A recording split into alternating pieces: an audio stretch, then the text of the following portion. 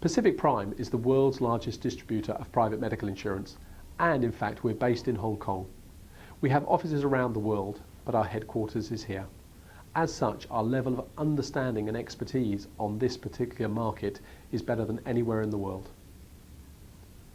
One particular question that comes up again and again is the discussion about private healthcare facilities in Hong Kong versus public healthcare facilities in Hong Kong.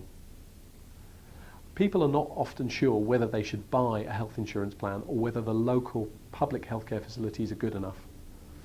The general answer I give to that question is as follows. First of all, it's important to understand, if you are a Hong Kong ID card holder, then you are entitled to use the public healthcare system. That doesn't mean you need to be a permanent resident, so in other words, you've fulfilled the 7 years to be a permanent resident in Hong Kong. You could have only been here a day, but if you have a Hong Kong ID card, you are entitled to use the government healthcare system. What can you expect from the government healthcare system? Well, on a global standard, it's actually pretty good. But what I would say about it is that it's extremely good at triage. In other words, initial first response is very good. So if you're in a car accident, possibly the first thing to do is to be taken to a government hospital where the initial response is going to be very good. But as with most government healthcare systems around the world, it starts to break down after that initial point in terms of the level of service and care and options you can choose. So for example, if you were in a car accident and you were initially taken for first response to a government hospital, that would be perfectly normal and probably a very good experience.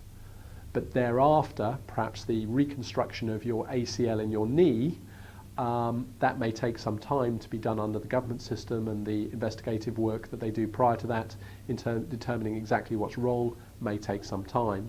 Whereas through the private healthcare system, you can choose which hospital, you can choose which surgeon, you possibly get access to more advanced technology, which is actually what happened to me personally in my own circumstances when I had my ACL rebuilt.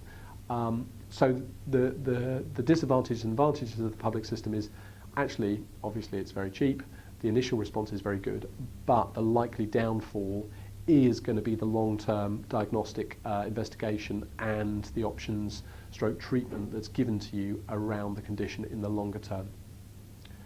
It's a very long answer to a question which is actually a very big question. But if you want to know more about that or are looking for more information about health insurance in Hong Kong, why not come and talk to us?